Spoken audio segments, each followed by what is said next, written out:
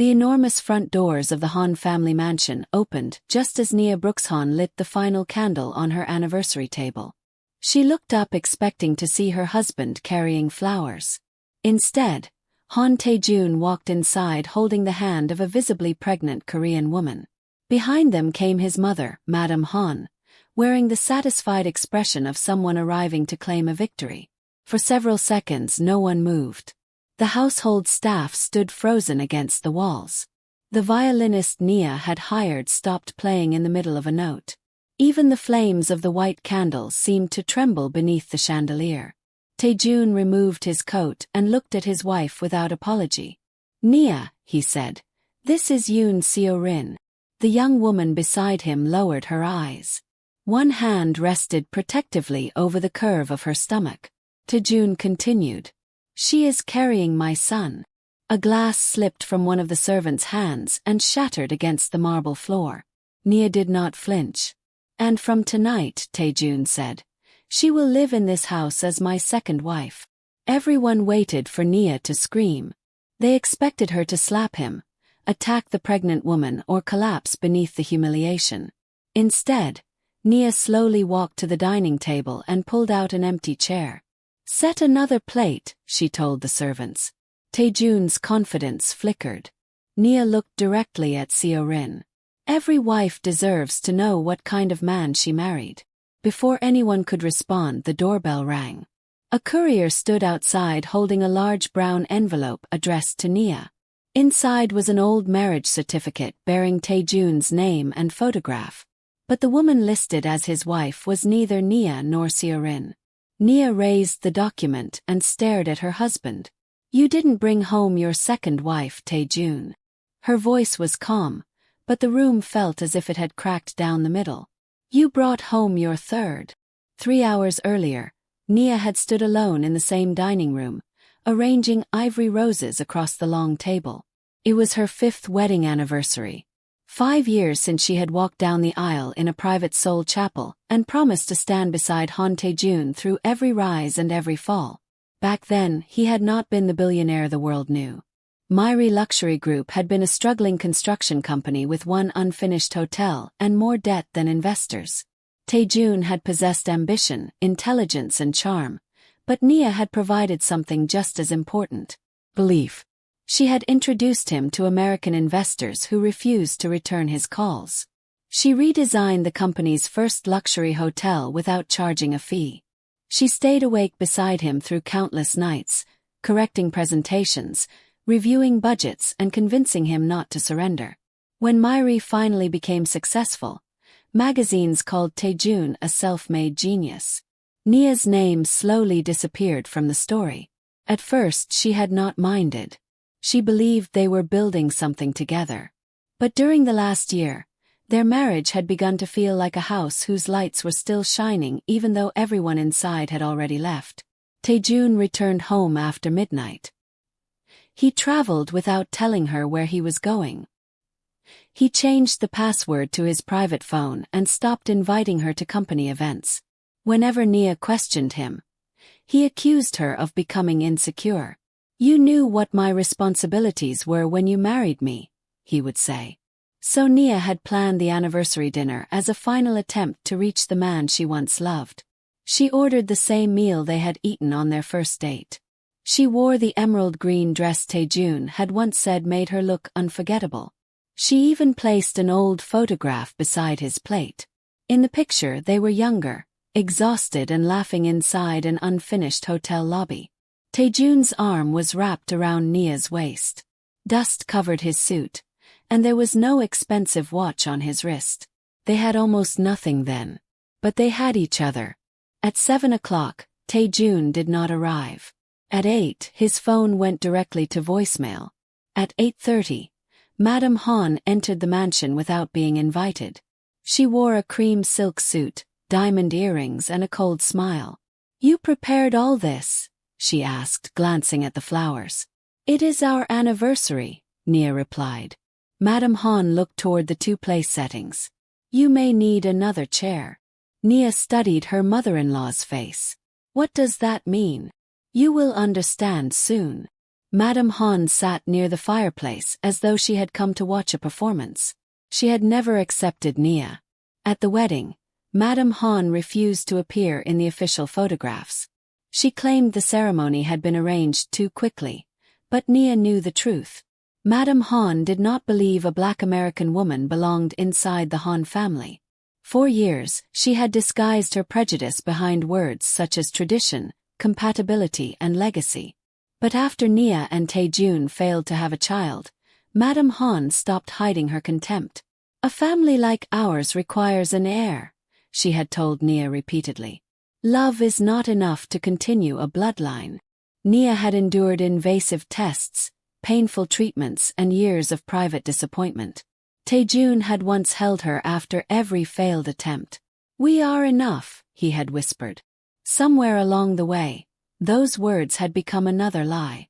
At exactly 9 o'clock, headlights swept across the mansion windows. A black luxury sedan stopped outside.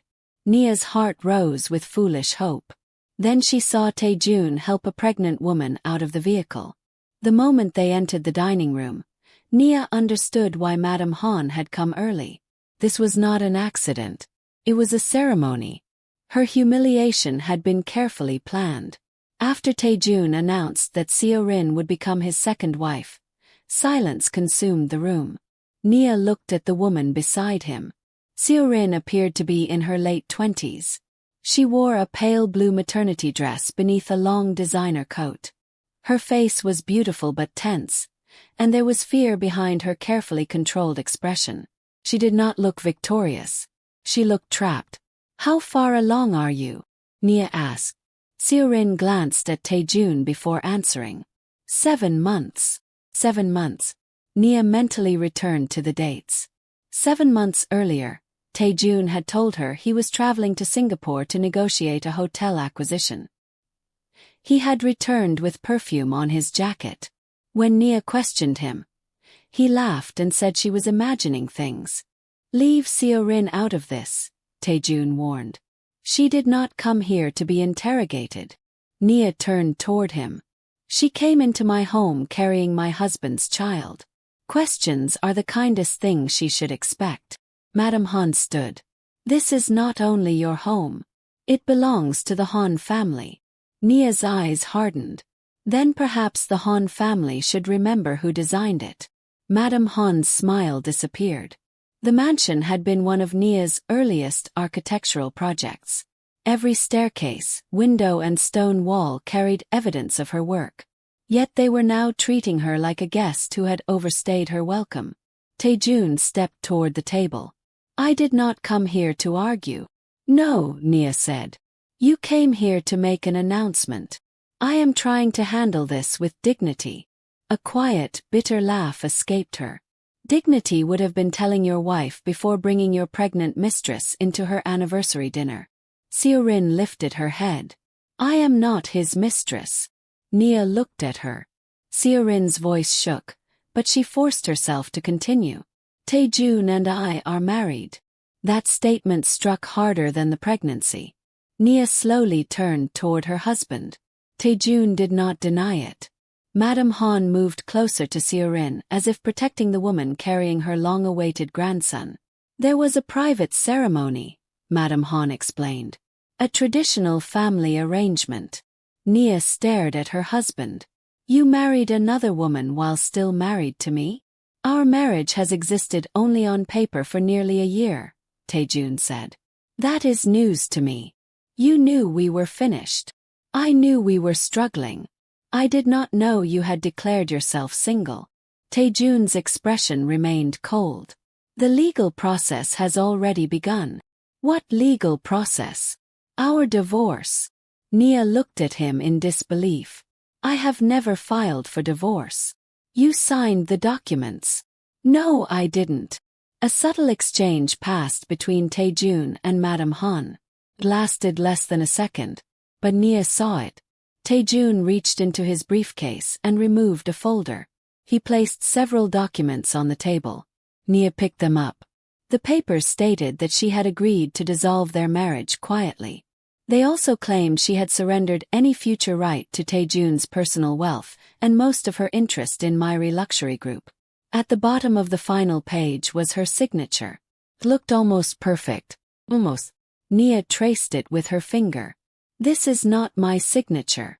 It was witnessed by our family lawyer," Tae-jun replied. "Then your family lawyer is involved in fraud."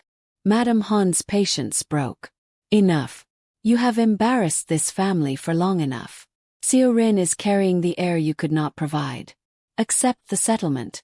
Leave peacefully and preserve what remains of your reputation." The pain landed exactly where Madame Han intended it to. But Nia refused to let it show. She placed the forged divorce papers beside her untouched anniversary meal. "Is that why you chose tonight?" she asked Tae-jun. "You thought I would be too humiliated to fight?" "I chose tonight because this situation can no longer be hidden." Nia glanced at Seo-rin. The young woman was staring at the documents with growing confusion. "You told me the divorce was completed," Seo-rin whispered. Tae-jun's jaw tightened. "It will be. You said it was completed before our wedding." "Seo-rin, this is not the time." Nia noticed the panic beginning to move across Seo-rin's face. That was when the doorbell rang. One of the servants returned carrying a thick brown envelope. "A courier delivered this for Mrs. Han." Tae-jun immediately stepped forward. "Give it to me." The servant hesitated. Nia took the envelope first. There was no return address. Inside were photocopies of financial records, a faded photograph, and an official marriage certificate issued almost 11 years earlier in Busan. The photograph showed a much younger Tae-jun standing beside another Korean woman. He wore a simple dark suit. The woman wore a white dress and held a bouquet of pink flowers. They were standing outside a small local registry office. The certificate identified the woman as Park Hae-won. Status: legally married. No divorce had been recorded. Nia looked from the photograph to Tae-jun. For the first time that evening, his face lost all color. Madame Han's hand tightened around the back of a chair. Seo-rin stared at the document, then at the man she believed was her husband. "Who is Park Hae-won?" she asked. Tae-jun said nothing. Nia turned over the final photograph. A handwritten message had been written across the back. "He told me he was dead. Ask him what he did with my father's land." Nia raised her eyes. The anniversary dinner was no longer about infidelity. It was no longer about a pregnant mistress or a stolen marriage. This was something much larger. And judging by the fear in her husband's eyes, Tae-jun had spent years praying that the three women he deceived would never discover one another. For several seconds, no one in the Han mansion spoke. Nia held the faded photograph in one hand and the 11-year-old marriage certificate in the other. Across the dining room, Tae-jun stared at the name written on the document as though it belonged to a ghost. Park Hae-won. The woman who claimed he had allowed her to believe he was dead. The woman asking what he had done with her father's land. Seo-rin turned toward him. "Who is she?" Tae-jun finally looked away from the photograph. "This is a forgery." His answer came too quickly. Nia noticed it. So did Seo-rin. "You didn't even examine it," Nia said. "I don't need to examine a lie." Tae-jun reached for the certificate, but Nia pulled it away. "If it is fake, why are you frightened?" "I am not frightened." "Then tell us who she is." Madame Han stepped between them. "This ridiculous performance has gone far enough." Nia turned toward her mother-in-law. "You knew her." It was not a question. Madame Han's face remained composed, but her fingers were trembling slightly against the handle of her handbag. Nia had known the woman for 5 years. Madame Han could hide cruelty behind elegance and anger behind silence, but she had never learned how to hide fear. Tae-jun moved toward the door. "This conversation is over." Nia stepped into his path. "No. You walked into my anniversary dinner with a pregnant wife and forged divorce papers. Then a document arrived suggesting you were already married before you met either of us." She placed the old photograph beside the photograph from her own wedding. 2 ceremonies. 2 different women. The same man. You don't get to decide when this conversation ends. Tae-jun's voice dropped. Move. Nia did not. The household staff watched from the edges of the room, pretending not to listen. Tae-jun looked toward them. Everyone out. The servants quickly left. The violinist packed his instrument with shaking hands and followed them. When the doors closed, Tae-jun turned back to Nia. You have no idea what you are involving yourself in. I am already involved. Apparently, I married into it. He took one step closer. You should accept the settlement. Nia searched his face. There was no guilt there. Only calculation. How much? She asked. Tae-jun paused. How much what? How much is my silence worth? Madam Han answered. $10 million. Seo-rin's eyes widened. Nia looked at her mother-in-law. You prepared a price before entering my home. It is more than generous. Nia glanced around the mansion she had designed, then toward the forged documents that attempted to remove her from the company she had helped build. You steal my work, erase my marriage, and offer me a portion of what I helped create. You were compensated for your designs, Madam Han replied. I was married to your son when I created them. That does not make you an owner. Nia looked at Tae-jun.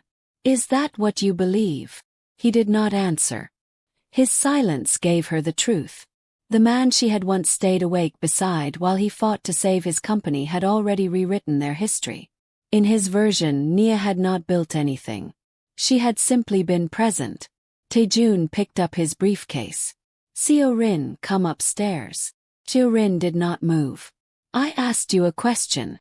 We will discuss it privately. You told me there was nothing left to discuss with her. Her voice had changed. The fragile politeness was disappearing. You said she signed the divorce agreement 8 months ago. She did. Nia lifted the papers. I did not. Seo-rin looked between them. You showed me the finalized documents. They are finalized. Then why is she saying the signature is forged? Tae-jun's patience snapped. Because she is emotional. Nia gave a quiet laugh. You brought your pregnant wife to my anniversary dinner, and emotional is the best defense you could find? I am not discussing legal matters with either of you tonight. He walked out of the dining room. Madam Han followed him, but before leaving, she stopped beside Seo-rin. You should remember which side of this family you belong to. Seo-rin placed a hand over her stomach. Madam Han's expression softened when she looked at the unborn child. You are carrying the future of the Han family. Do not let a bitter woman confuse you. Nia did not react. Seo-rin looked at Madam Han. Then she looked at the forged divorce papers. For the first time she did not follow them. When the doors closed, the two women were left alone. The anniversary candles continued burning between them. Nia sat slowly at the table. She poured herself a glass of water.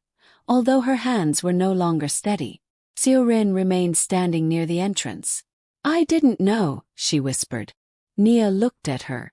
I need you to be more specific. I didn't know you were still married. You knew I existed. Yes. And you believed everything he told you. Seo-rin lowered her eyes. He said you had separated. Nia waited. He said you refused to leave the mansion because you wanted money. He said the divorce had become complicated because you owned shares in the company. Nia's expression hardened. What else? Seo-rin hesitated. He said you had become unstable. Nia looked toward the untouched anniversary cake. It was almost impressive. Tae-jun had not simply cheated on her. He had created a version of her that made his betrayal appear necessary. A greedy wife. An unstable wife. A woman clinging to a dead marriage. What did he tell you about tonight? Nia asked. He said you knew I was coming. Nia looked at her sharply. Seo-rin sat across the table. He said this dinner was your idea.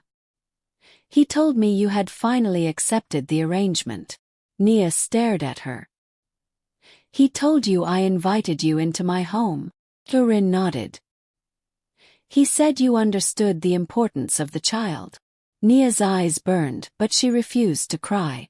Every detail of the evening had been designed to keep the women from questioning Tae-jun.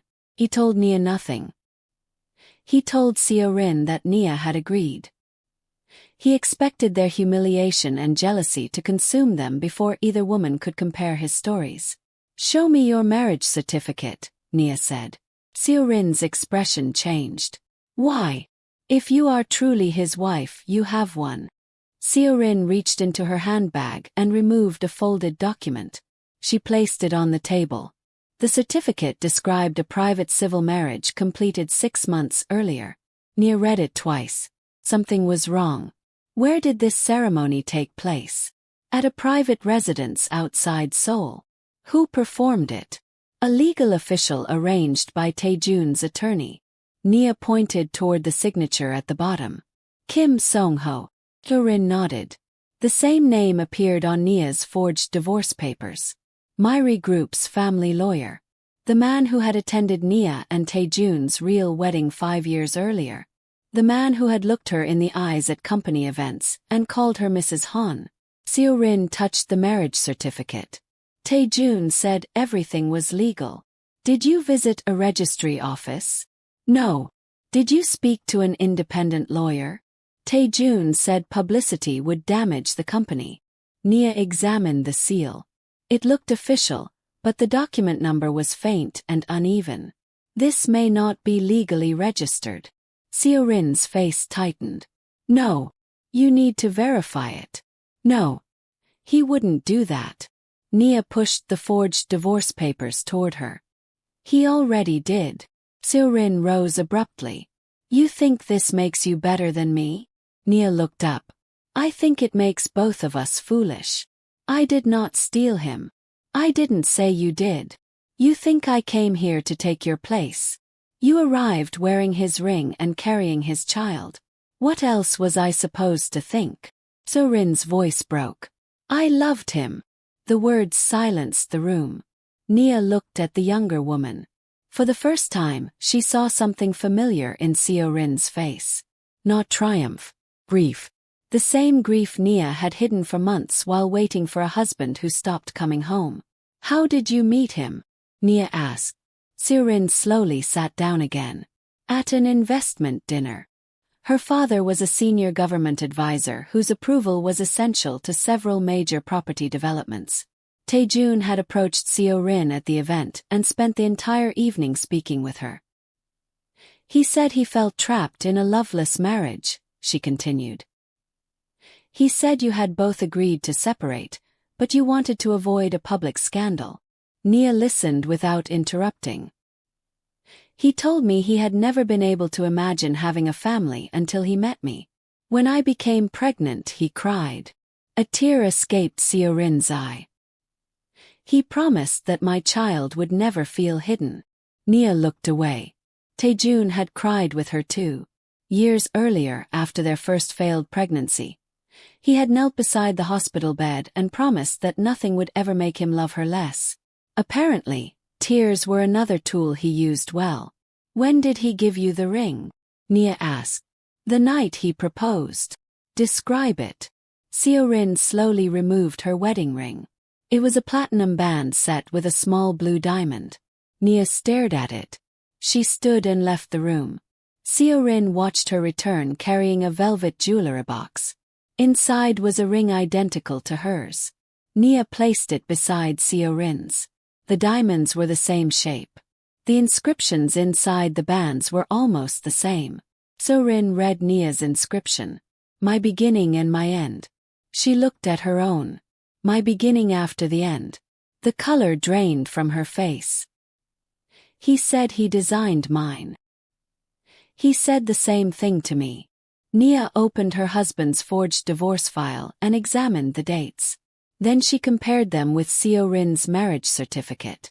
The divorce agreement had allegedly been signed 8 months earlier. Seo-rin's marriage ceremony had taken place 6 months earlier. But one page contained a notarized date added only 3 weeks ago. This document was altered recently, Nia said. Seo-rin leaned closer. What does that mean? It means he may have created the divorce papers after marrying you. Nia reached for her phone. She photographed every page. Then she photographed Seo-rin's marriage certificate. What are you doing? Creating copies before he decides these documents should disappear. Seo-rin's fear returned. Tae-jun would never hurt me. Nia looked at the message written behind Park Hae-won's photograph. He told me he was dead. Perhaps not physically, Nia said. But he has already begun erasing you. She searched Tae-jun's divorce file again. One section described the division of marital assets. Most of Nia's shares in Myri Luxury Group would be transferred into a newly created family trust after the divorce. The trust had an unfamiliar name. Myri Legacy Holdings. Nia turned toward Seo-rin. Have you ever heard of this company? Seo-rin stared at the page. Her silence answered first. Then she whispered, Tae-jun asked me to sign documents with that name. When? Last month. What did he tell you they were? A trust for the baby. Nia's heart began to pound.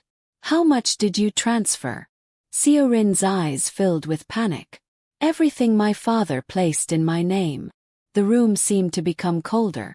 Nia searched the company name on her phone. There was almost no public information. The business had been registered less than a year earlier by a private legal firm. Kim Song-ho's legal firm. Nia looked at the financial pages from the mysterious envelope. Several payments had been made to Myri Legacy Holdings. One came from a company connected to Seo-rin's family. Another came from a design subsidiary legally belonging to Nia. A third originated from a property company in Busan. Nia pointed toward the transaction. Park Coastal Development. Seo-rin read the name. Could that belong to the woman in the photograph? It may belong to her family. The two women looked at the marriage certificate again. The message asked what Tae-jun had done with her father's land. Nia began spreading every document across the dining table. The anniversary meal disappeared beneath contracts, certificates and financial transfers. The pattern slowly became visible. Tae-jun had created different promises for different women. To Nia he promised partnership. To Seo-rin he promised family. To Park Hae-won perhaps he had promised something else. But every promise ended with property, shares or money moving into the same place. This isn't only about marriage, Nia said. Seo-rin hugged her arms around herself. What is it about? Acquisition. The word hung between them. Tae-jun did not marry women because he could not control his desires. He married them because each woman possessed something he needed. Nia's international investors and designs. Seo-rin's family influence and inherited assets. Park Hae-won's coastal land. Seo-rin looked toward the staircase. We have to confront him. No. He needs to explain this. He has had years to prepare explanations. Nia gathered the documents. We need the truth before he understands how much we know. What do you suggest? Nia studied Seo-rin carefully. Only an hour earlier, she had believed this woman was her enemy. Now they were seated at the same table, comparing matching rings and discovering that the same man had lied to both of them. Tonight, you will behave as if you believe him, Nia said. Seo-rin frowned. And you? I will behave like the humiliated wife he expects me to be. Why? Because arrogant men make mistakes when they believe women are too emotional to notice the details.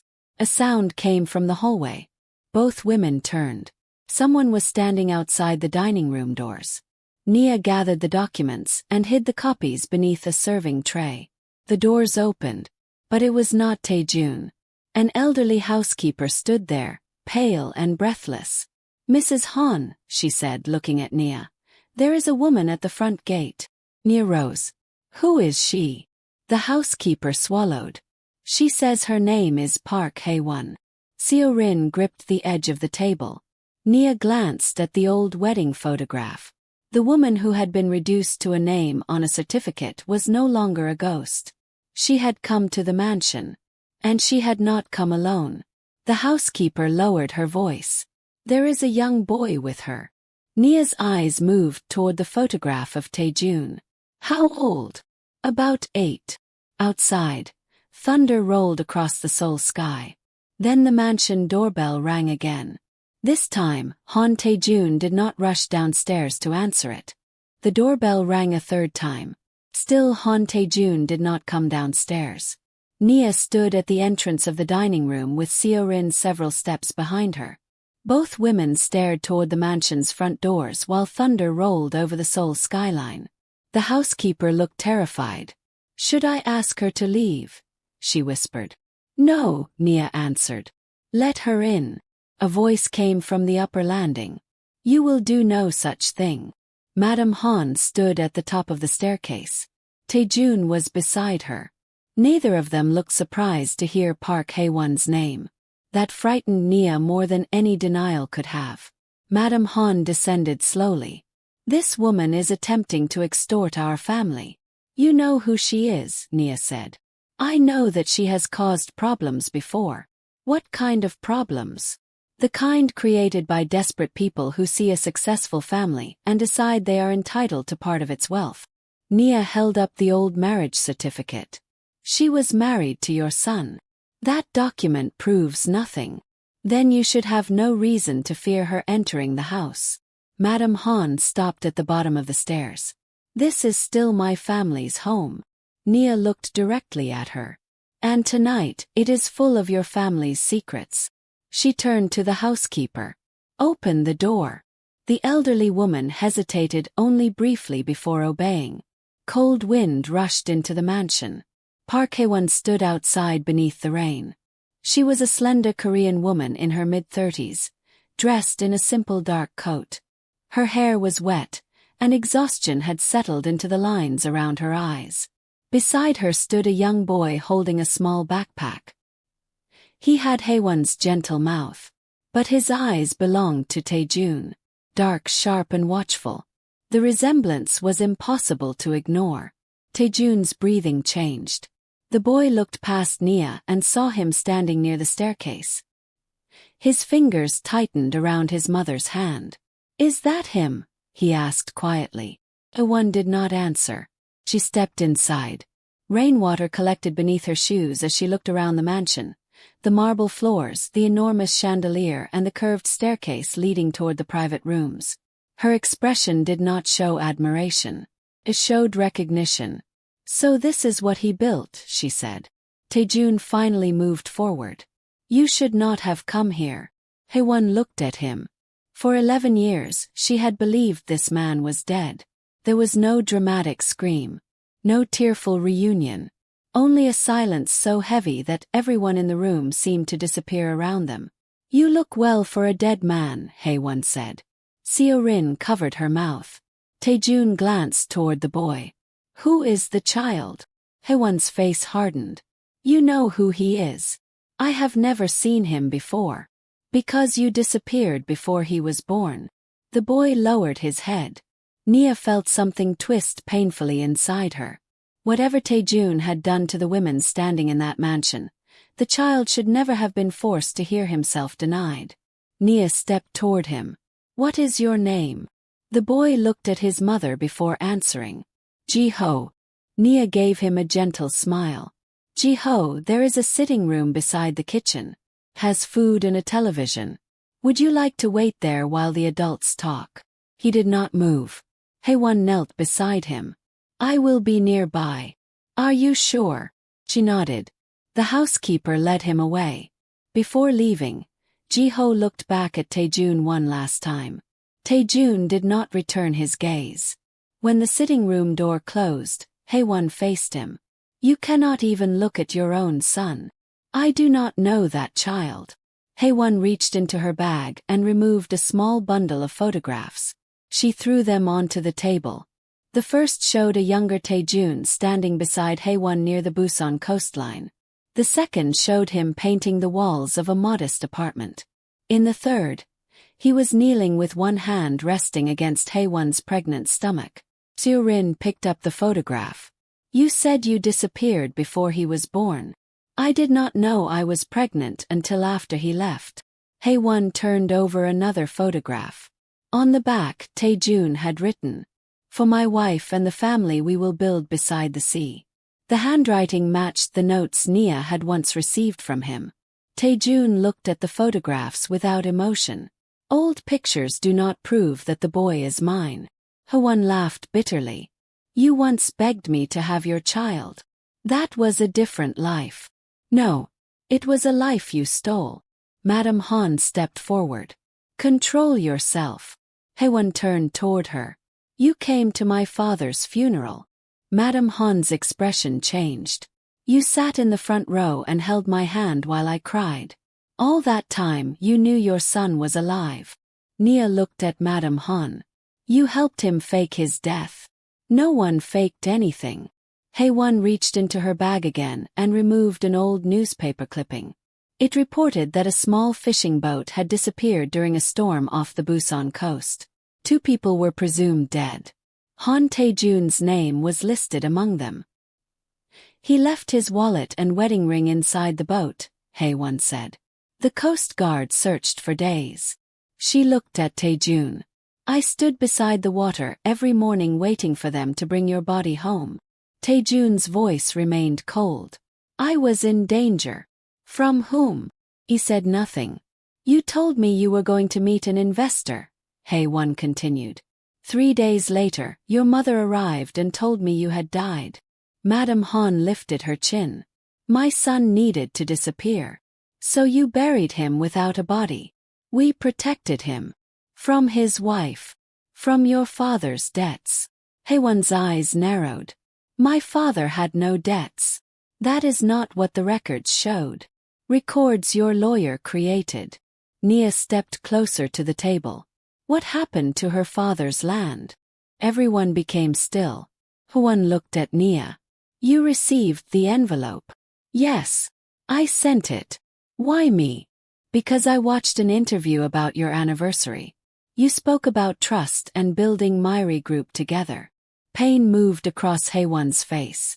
"That was when I realized he had built another life using the same promises he made to me." She removed a map from her bag and unfolded it across the table. It showed a wide section of coastline outside Busan. "My father owned this land. It had been in our family for 3 generations." Nia examined the marked area. She recognized it immediately. Myri Ocean Crown Resort. The company's first major luxury development. The project that transformed Tae-jun from a struggling businessman into one of South Korea's most celebrated young executives. Nia looked up. "This land belongs to your family." "It did." Hwon pointed toward a signature on the transfer document. "After Tae-jun disappeared, his lawyer told me my father had used the land as security for a private business loan. He said the debt had transferred to me after my father's death." "Kim Song-ho?" Nia asked. Hwon's eyes sharpened. "You know him." "He prepared my forged divorce papers." Seo-rin placed her marriage certificate on the table. "And my wedding documents." Hwon stared at the 2 women. Slowly, she began to understand. "You married him too." Seo-rin's voice was barely audible. "I thought his divorce was complete." Hwon looked at Nia. "And you?" 5 years. A broken laugh escaped Hen. "For 11 years, I believed I was his widow." Tae-jun reached for the land documents. "This conversation is based on accusations and incomplete records." Nia placed her hand over the papers. "Do not touch them." His eyes met hers. The warning in his expression was unmistakable. Nia did not move. Hwon continued. "The lawyer told me that unless I signed over the land, I would inherit millions in debt. I was 25, pregnant and grieving. I signed everything. And the debt disappeared." Nia asked. "There was never any debt." Hwon pointed to another document. "I discovered that 2 years ago. The loan company was created 3 weeks before Tae-jun vanished. It had no employees and no real office." Nia read the company name. It had been registered by the same legal firm connected to Myri Legacy Holdings. The scheme was older than she had imagined. Tae-jun had not become corrupt after achieving success. The deception had financed his rise. Hae-won looked around the mansion again. 6 months after I surrendered the property, construction began on the resort. The company claimed it had purchased the land through an independent holding firm. Nia remembered the opening ceremony. Tae-jun had stood before reporters and described the resort as the fulfillment of a childhood dream. He had never mentioned Hae-won. He had never mentioned the woman who had lost her husband, her father and her inheritance within the same year.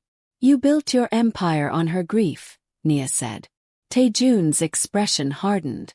You have no understanding of what was required to build Myri. I understand more than I did yesterday. He moved closer to Hae-won. What do you want? She stared at him. For the first time since entering, tears formed in her eyes. I wanted to know why. He waited. Why did you marry me? She asked. Was any of it real? Tae-jun did not answer. Hae-won swallowed.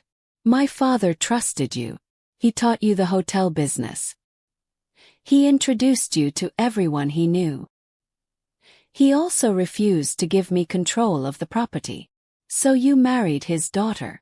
The truth settled over the room. Hae-won had been Tae-jun's first doorway into wealth. Nia had been the second. Seo-rin was meant to become the third. Madam Han approached Hae-won. You were compensated. My husband died. My father died. My home was taken from me. What compensation did I receive? You received enough money to start again. I received enough money to survive while your son became a billionaire. Hae-won looked toward the sitting room where Ji-ho waited. And my child grew up believing his father was at the bottom of the sea. Madam Han lowered her voice. Think carefully about what you are doing. If you make these accusations publicly, your son will be dragged into a scandal. Hae-won's face changed. Nia recognized the threat hidden inside the concern. You are threatening a child now, she asked. I am warning his mother. No, Nia replied. You are reminding her how this family silences women. Tae-jun turned toward Nia. You should stay out of this. She stepped beside Hae-won. You made it my business when you used my company shares to continue the same scheme. Seo-rin slowly joined them. And my inheritance. For the first time, the three women stood on the same side of the table. Tae-jun looked at them as though he had never imagined such a picture. Nia saw the calculation returning to his eyes. He was no longer trying to convince them. He was deciding which one to frighten first. Hae-won, he said calmly. The statute of limitations on those transactions has expired. Your marriage certificate was never properly filed. You have no legal claim to the land or to me. Hae-won's face fell. Tae-jun continued. If you attempt to identify Ji-ho publicly as my son, my attorneys will demand a paternity test and investigate every part of your life. Think about what that attention will do to him. Nia watched Hae-won's courage begin to crack. This was how Tae-jun won.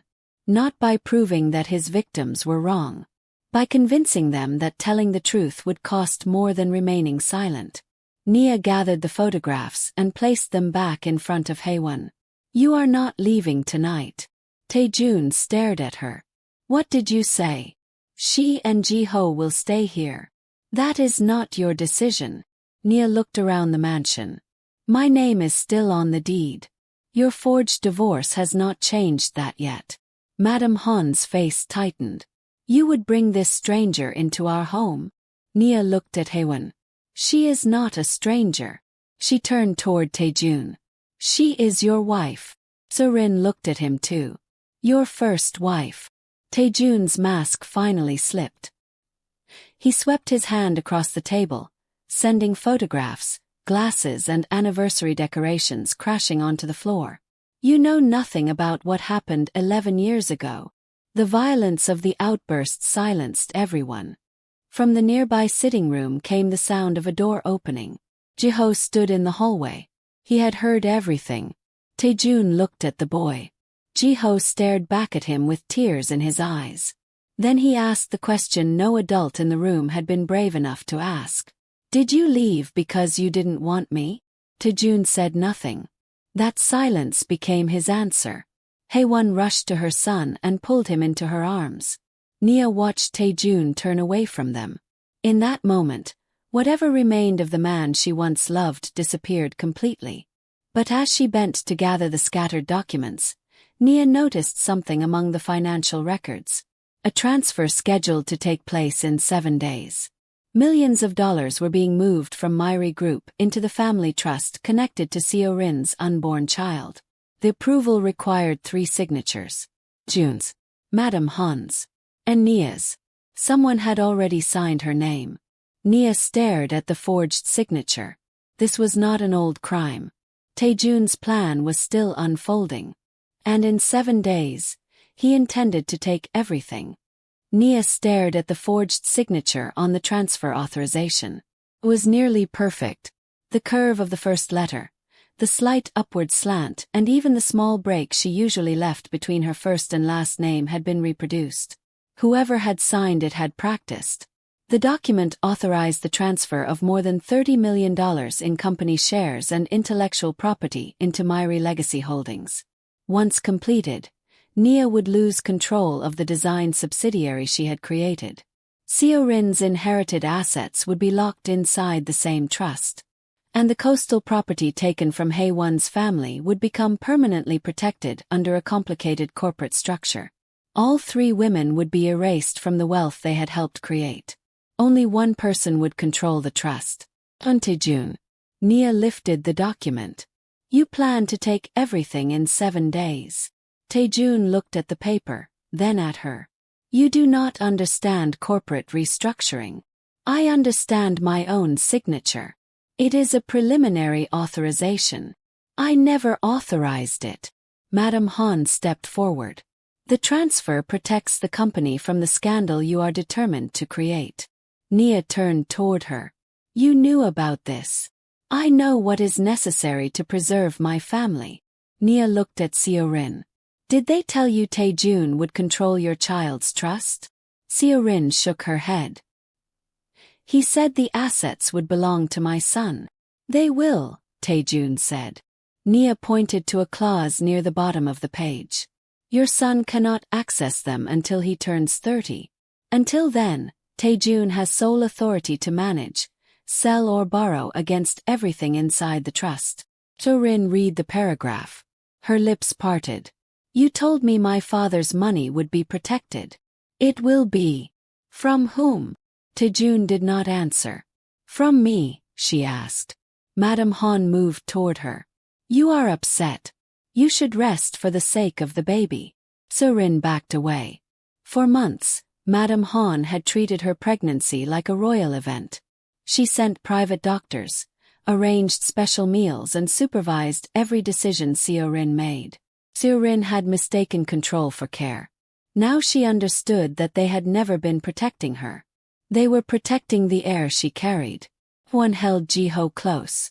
You did the same thing to my father. Tae-jun turned toward her. Your father was destroying the property through bad decisions. So you stole it to save it. I developed it. You buried your own identity and allowed me to believe you were dead. I did what I had to do. Haewon stared at him. Do you hear yourself? Tae-jun's voice sharpened. Your father would never have allowed me to lead the development. He believed I was beneath his family. He wanted me to remain his employee forever. He treated you like a son. He treated me like a servant who had married above his position. Nia finally saw it. Beneath Tae-jun's polished suits, carefully controlled interviews and enormous empire was the same wounded man she had met years earlier. A man who believed the world had denied him what he deserved. But instead of proving himself honestly, he had decided that every person who trusted him owed him something. Haewon's father owed him land. Nia owed him her ideas. Seo-rin's family owed him influence. Even the women who loved him were simply doors he believed he had earned the right to open. You could have built something without destroying people, Nia said. Tae-jun looked at her coldly. People remember the result, not what it costs. Ji-ho began to cry quietly against his mother's coat. Haewon looked down at him. Nia's anger became clear and calm. Take Ji-ho upstairs, she told the housekeeper. Use the room beside mine. Tae-jun stepped forward. No one is staying here. Nia faced him. Then call the police. His expression shifted. Tell them your legal wife and alleged son are trespassing.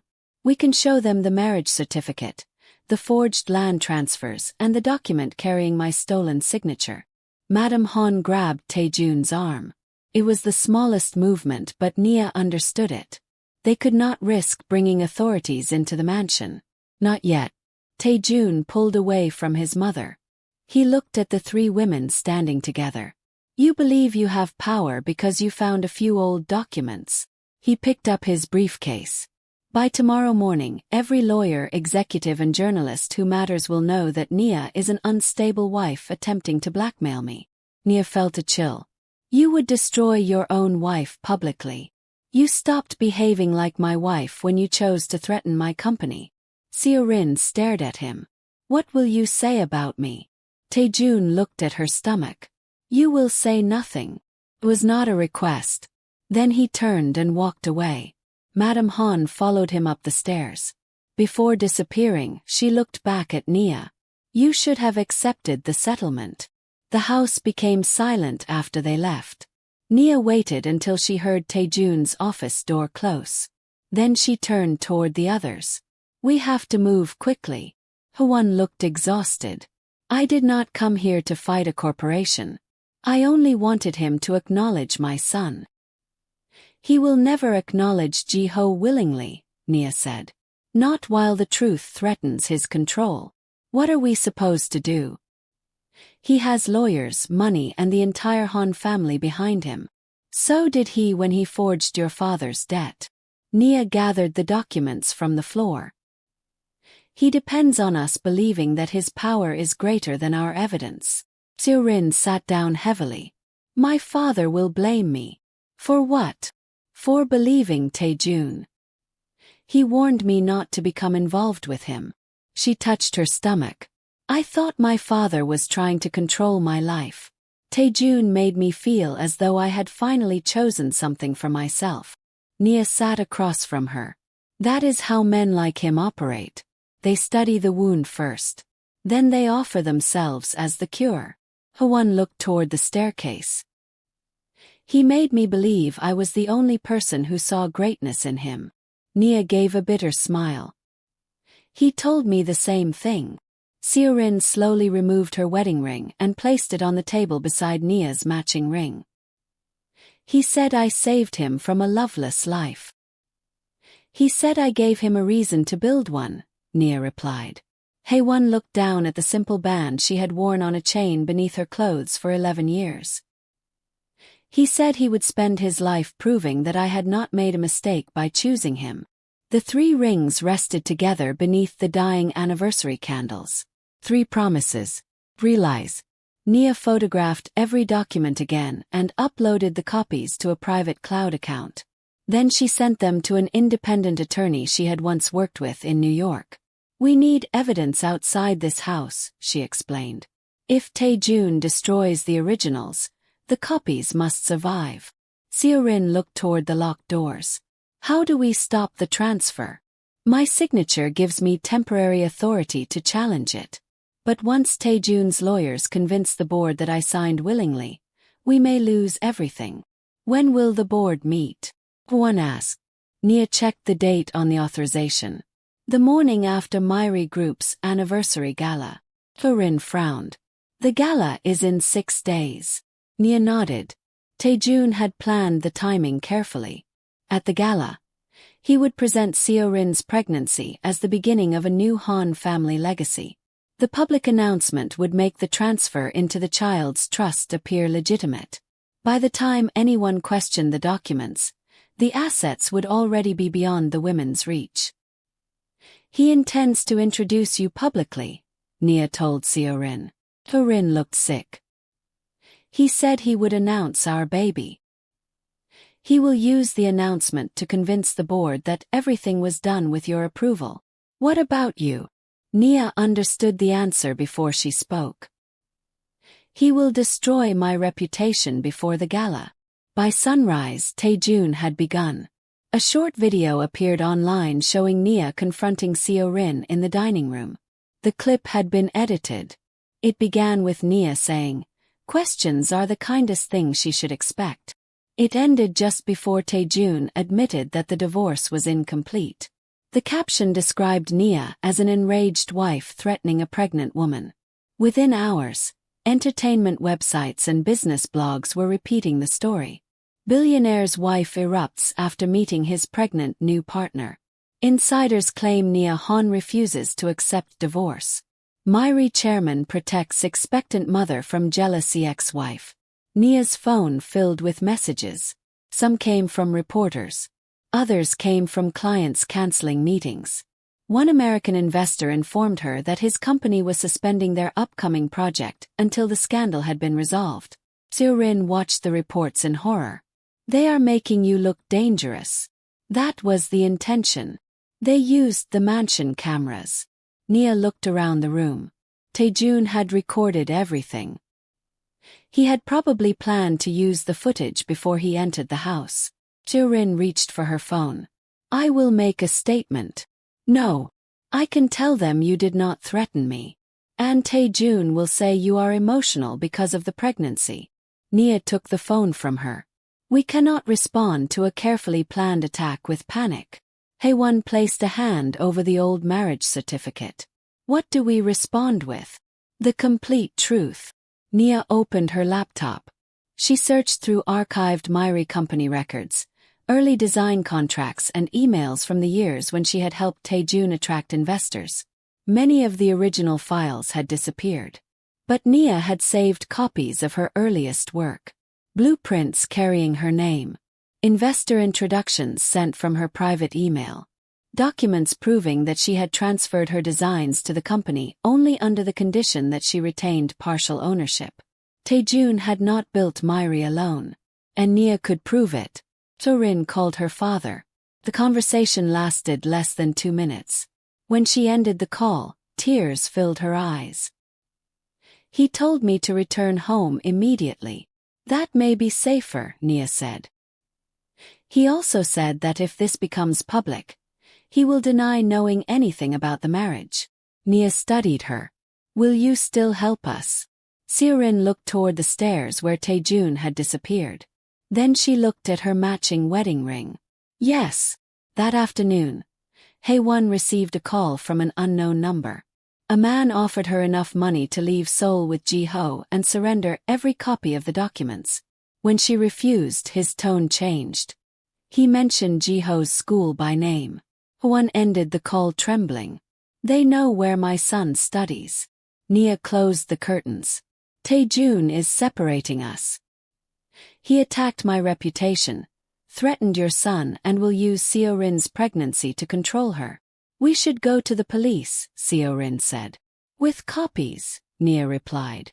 "But we need the original records connecting Tae-jun and Kim Song-ho to the forged transactions." Hae-won looked at her. "Where would they be?" Nia thought of Tae-jun's private office.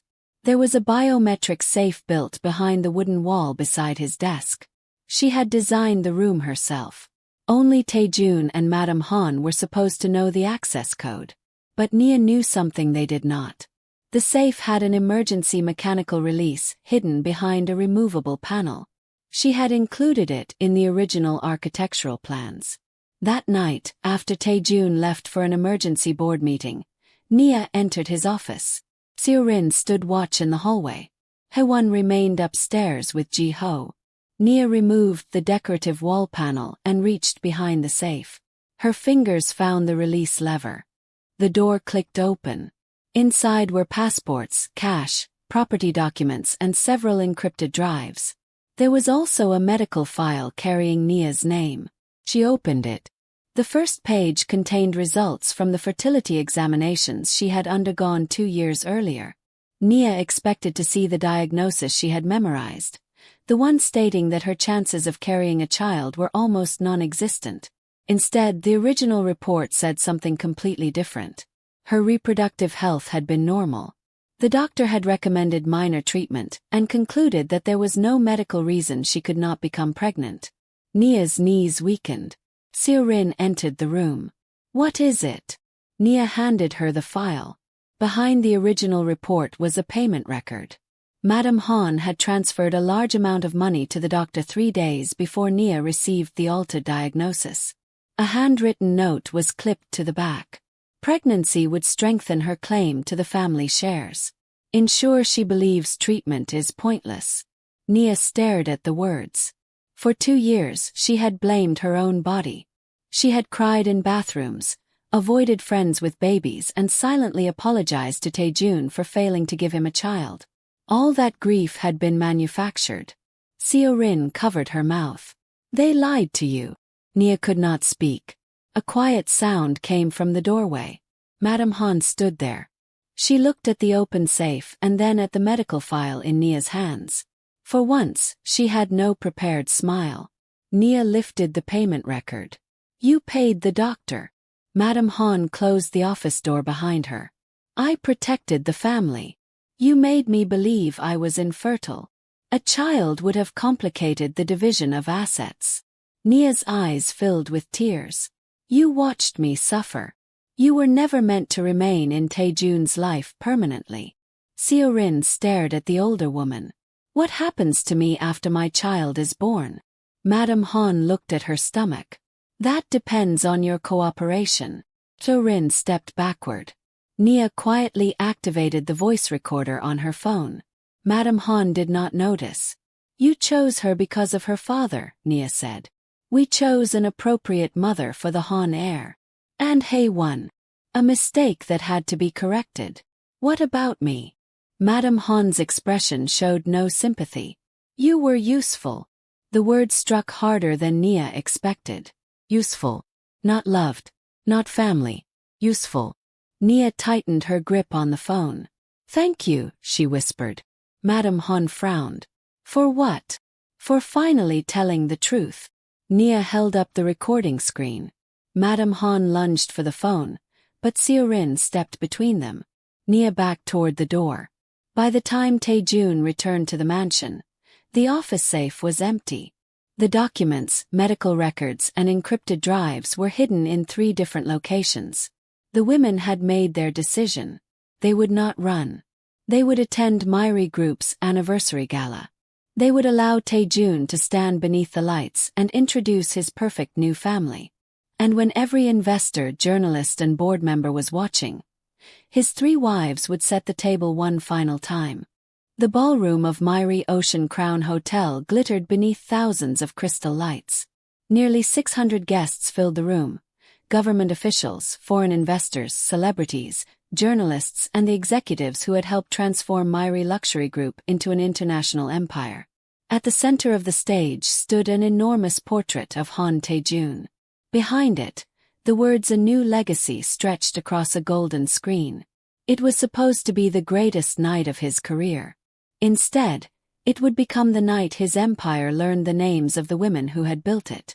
Tae-jun stood near the entrance greeting guests in a perfectly tailored black tuxedo. His expression was calm, his smile polished. Anyone watching him would have believed he was a man completely in control. Only Madame Han noticed how often he checked the ballroom doors. "Nia will not come," she whispered. "She will," Tae-jun replied.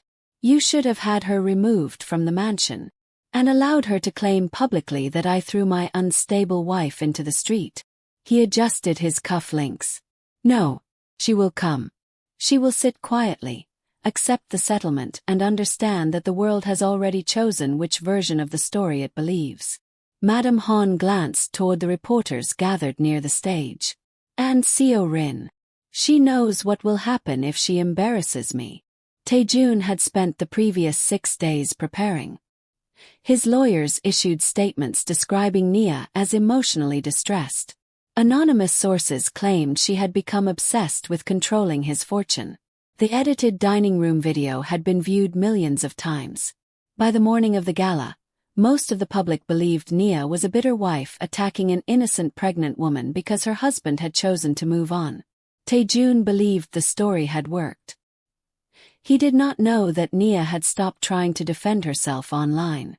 She was saving her voice for a room he could not control. At 8:15 the ballroom doors opened. Every conversation stopped. Nia entered alone. She wore a long black gown with an elegant high neckline. Her natural curls framed her face, and there was no wedding ring on her hand. She did not look unstable. She did not look defeated. She looked like a woman attending the funeral of a life she had already decided to bury. Camera flashes followed her across the ballroom. Reporters called her name. "Nia, are you and Chairman Han divorcing? Did you threaten his pregnant partner? Are you demanding a larger settlement?" Nia answered none of them. She continued toward the front row. Tae-jun met her near the stage. "You came. You invited your wife." His smile remained fixed for the cameras. "You will sit through the announcement. Afterward, we will complete the settlement privately." "Which wife are you speaking to?" His eyes hardened. "Do not do this tonight." Nia glanced around the ballroom. "This is exactly where it should be done." Before Tae-jun could respond, another wave of whispers moved through the crowd. Seo-rin had entered. She wore a soft silver maternity gown. Madame Han immediately approached her and reached for her arm. "You are late." Seo-rin stepped away. "I came at the correct time. Where have you been?" "Thinking about what happens to women after this family no longer needs them." Madame Han's expression tightened. "Remember that you are carrying my grandson." Seo-rin placed a protective hand over her stomach. "That is the only reason you ever pretended to care about me." Tae-jun approached them. "Smile," he whispered. "The cameras are watching." Seo-rin looked at him. For months, she had believed his attention was love. Now she understood that every flower, every promise and every gentle touch had been an investment in the child she carried. Still she smiled. Tae-jun mistook it for surrender. The program began at 8:30. A video played across the enormous screen showing Myri Group's rise from one unfinished hotel to a global luxury brand. Tae-jun appeared in every scene. He stood at construction sites, shook hands with foreign investors and cut ribbons at grand openings. Nia watched years of her own work pass across the screen without her name being mentioned once. The first hotel she had designed was described as Tae-jun's architectural vision. The American investors she had introduced were called his international partners.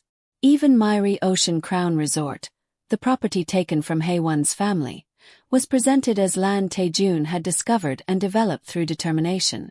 When the video ended, the guests rose in applause. Tae-jun walked onto the stage. 15 years ago, he began, I had nothing but a dream. Nia looked toward the side entrance. The doors remained closed. Tae-jun continued. Myri was built through sacrifice, courage and an unwavering belief in the future. Nia almost laughed. He had finally spoken the truth. He simply had not mentioned whose sacrifices had paid for that future. Tae-jun thanked his executives, his mother and the investors who had trusted him.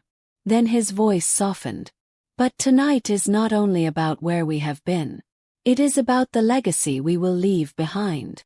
A spotlight moved toward Seo-rin. Madame Han encouraged her to stand. The audience applauded as Seo-rin walked onto the stage. Tae-jun placed one hand against her back. I am honored to announce that my family will soon welcome a son. The applause grew louder. Nia remained seated. Tae-jun looked directly at her from the stage. This child will become the future of Myri Group. To secure that future, the company has established Myri Legacy Holdings, a family trust designed to protect everything we have built for the next generation. Several board members nodded approvingly. Documents appeared on the screen showing the proposed transfer. Nia's designs. Seo-rin's inheritance. The Busan Resort. Everything was represented as a voluntary contribution to Tae-jun's unborn child. Tae-jun extended his hand toward Nia. My former wife has also agreed to support this new chapter. Former wife. The lie traveled through the ballroom in a single sentence. Nia stood. Every camera turned toward her. Tae-jun's smile widened. He expected her to walk onto the stage, shake his hand and silently legitimize the transfer. Instead, Nia looked toward the ballroom entrance. Not everyone has agreed. The doors opened. Park Hae-won entered holding Ji-ho's hand. Behind them came two attorneys, an independent forensic accountant and several investigators from the Financial Crimes Division. Madame Han rose from her seat. What is she doing here? Tae-jun's smile vanished. Hae-won walked down the center aisle. Guests began whispering as they noticed Ji-ho's resemblance to Tae-jun. The boy wore a simple dark suit. He kept his eyes forward and held tightly to his mother's hand. Tae-jun turned toward the event staff. Remove them. Nia climbed the steps to the stage. No one is removing your wife from your hotel. The ballroom erupted. Reporters rushed closer. Tae-jun moved toward Nia. You are making a serious mistake. You made the mistake 11 years ago. Nia looked toward the technicians controlling the screen. A young employee pressed a button. The words "A New Legacy" disappeared. In their place appeared 3 marriage certificates. Hae-won's legal certificate. Nia's certificate.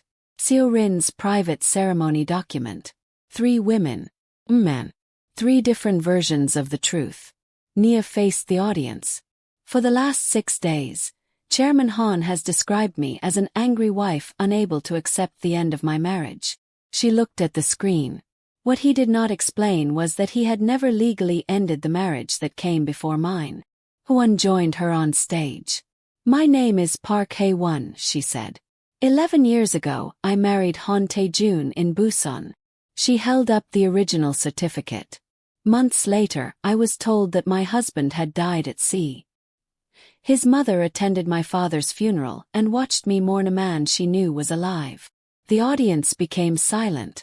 Tae-jun approached the microphone. These accusations are false. That certificate was never legally completed. One of Hae-won's attorneys spoke from the front row. The registry has confirmed its validity. There is also no record of divorce or annulment. Tae-jun stopped moving. Hae-won displayed the photographs of their wedding and the documents connected to her family's land. My father owned the property beneath this hotel. After Tae-jun disappeared, a company connected to his lawyer created a false debt and forced me to surrender it. The original property records appeared on the screen. Dates, payments and shell companies connected Tae-jun directly to the transfer. Hae-won looked around the ballroom. This resort was not built from nothing. It was built on land stolen from a grieving widow. Guests began turning toward Tae-jun. The applause that had greeted him minutes earlier was replaced by shocked murmurs. Seo-rin stepped toward the microphone. Tae-jun grabbed her wrist. Do not. She looked down at his hand. Then she looked into his eyes. You told me you would never hide me. She pulled free. My name is Yoon Seo-rin. Chairman Han told me his marriage to Nia had ended 8 months before he married me. Her forged marriage papers appeared on the screen beside Nia's forged divorce agreement. He showed me documents carrying Nia's signature. A handwriting expert has now confirmed that the signature was copied. The forensic accountant distributed reports to the board members. Seo-rin continued. Tae-jun convinced me to transfer my inheritance into a trust he claimed would belong to our child. He did not tell me that he would control every asset inside it for the next 30 years. Tae-jun turned toward the audience. My fiancée is under extreme emotional strain because of her pregnancy. I am not your fiancée, Seo-rin replied. And according to the registry, I was never legally your wife. Pain moved through her face, but she continued. I was another woman you deceived because my family had something you needed. Madame Han rushed onto the stage. This event is over. Nia looked at her. No. We still have to discuss the doctor. Madame Han froze. The altered fertility reports appeared on the screen. Nia faced the audience. For 2 years, I believed I was unable to have children. I underwent treatments, blamed myself and apologized to my husband for something I could not control. Her voice trembled, but she did not stop. The original medical report stated that I had no serious fertility problem. Payment record appeared beside it. Madam Han paid my doctor to alter the results because she believed that a child would strengthen my ownership claim to the company. That proves nothing, Madam Han said. Nia took out her phone. The recording began to play through the ballroom speakers. Madam Han's voice filled the room. A child would have complicated the division of assets. Then Nia's voice. You watched me suffer. Madam Han answered. You were never meant to remain in Tae-jun's life permanently.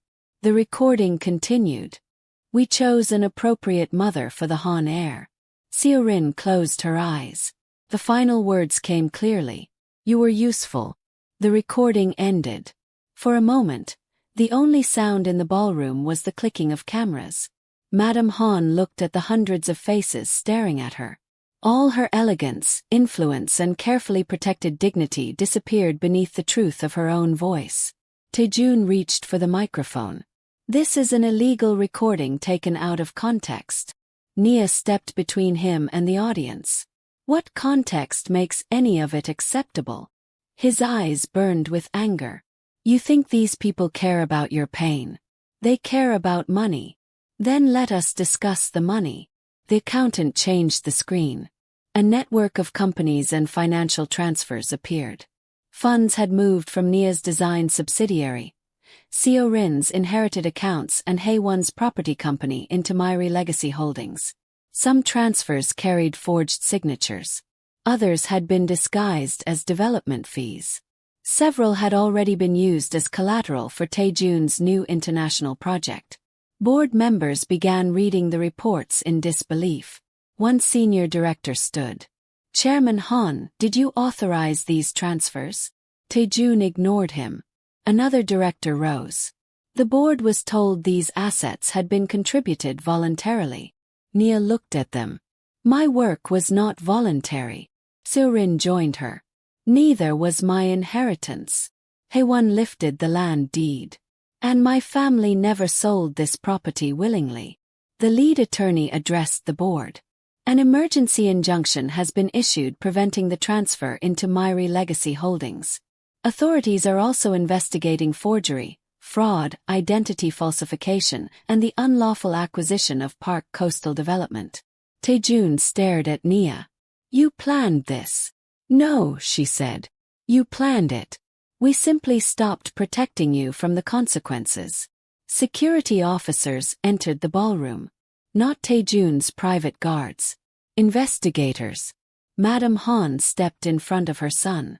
You cannot remove the chairman of this company based on accusations. The senior director looked around at the other board members. We can suspend him. He called for an emergency vote. One hand rose. Then another. Executives who had praised Tae-jun only minutes earlier began voting to remove him from all operational authority until the investigation was completed. Tae-jun watched his empire abandon him in the same ballroom built to celebrate his legacy. The final vote was overwhelming. Han Tae-jun was suspended as chairman. Investigators approached him. He did not resist immediately. Instead he looked at Nia. After everything I gave you, this is how you repay me. Nia stared at him. You gave me a ring and took my name off everything I created. I loved you. No. You loved what loving me allowed you to possess. His expression changed. For one brief moment, the powerful billionaire disappeared, and Nia saw the ambitious young man she had once believed in. We can fix this, he whispered. You and I built Myri together. Nia removed her wedding ring from her handbag. She had carried it into the ballroom for this moment. 3 chairs had been placed near the stage for the company's ceremonial presentation. Nia walked toward them and placed the ring on the center chair. You never wanted wives, Tae-jun. She looked at Haewon and Seo-rin. You wanted witnesses who were too ashamed to compare their stories. Tae-jun stared at the ring. Nia continued. But we finally sat at the same table. The investigators led him away. Madam Han followed, shouting instructions to attorneys who had already begun avoiding her calls. Reporters surrounded the stage. Questions flew from every direction. Nia looked at Seorin and Haewon. For the first time, none of them needed Tae-jun to explain what had happened. They had found the truth themselves. 6 months later, the name Han Tae-jun had almost disappeared from the entrance of Myri Group's headquarters. The criminal investigation was ongoing. Several forged transfers had been reversed. Kim Song-ho, the family lawyer who prepared the false documents, agreed to testify in exchange for reduced charges. His testimony confirmed that Tae-jun had staged his disappearance, created the false debt against Haewon's family, and authorized the forged signatures. The Busan court restored Haewon's legal claim to a large portion of the coastal property. She chose not to destroy the resort. Instead, she negotiated an ownership agreement that created a permanent trust for Ji-ho and families in the fishing community her father had once supported. Ji-ho never received the apology he deserved from Tae-jun. But he stopped asking whether his father had left because he was unwanted. Haewon made certain he understood the truth. A father's failure was not a measure of a child's worth. Seorin gave birth to a healthy son. She named him Min-ho, using her own family name. She rejected Madame Han's attempt to claim custody and returned every expensive gift Tae-jun had used to control her. With her recovered inheritance, she established a legal foundation supporting women deceived through fraudulent marriages and hidden financial agreements. Nia regained ownership of her design subsidiary. The board offered her a senior position at Myri Group, hoping her reputation would restore confidence in the company. She refused. For the first time in years, she wanted to build something that did not carry the Han family name. She opened an independent architectural studio in Seoul. Her first project was a hotel overlooking the Han River. Every public document listed her as its creator. No one else received credit for her vision. On the evening the studio opened, Nia invited Haewon and Seorin to dinner. They sat around a small wooden table near the windows. There were no reporters, no forged documents, no man deciding which version of the truth they were allowed to know. Ji-ho helped arrange the plates while Seorin held her sleeping baby. The women were not suddenly perfect friends. Some wounds remained complicated. Seorin still carried guilt for entering Nia's home. Nia still struggled with the memory of seeing her husband arrive beside another woman. Haewon still mourned the 11 years stolen from her. But they no longer blamed one another for the choices Tae-jun had made. After dinner, Seorin and Haewon left with their children. Nia remained beside the table, looking at the 2 empty chairs. Her assistant began clearing the room. "Should I remove these?" she asked. Nia touched the back of one chair. For years, she had believed another woman entering her marriage would be the greatest humiliation of her life. Instead, that woman had helped reveal the lie that saved her. "Leave them," Nia said. Her assistant looked confused. Nia turned toward the windows. Seoul shone beneath her, not as a city belonging to Tae-jun, Madame Han, or the empire that had attempted to erase her. It was a city where she could finally write her own name. "The empty chairs remind me of something." "What?" Nia smiled softly. "That another woman is not always your enemy." She looked back at the table where 3 wives had once compared the lies of one man. "Sometimes she is the only person who understands what was done to you." Outside, the lights of the new hotel came alive 1 floor at a time. Nia watched until the entire building glowed. Then she picked up her first set of independent blueprints and began to work. This time, no one would rewrite the story of who built it.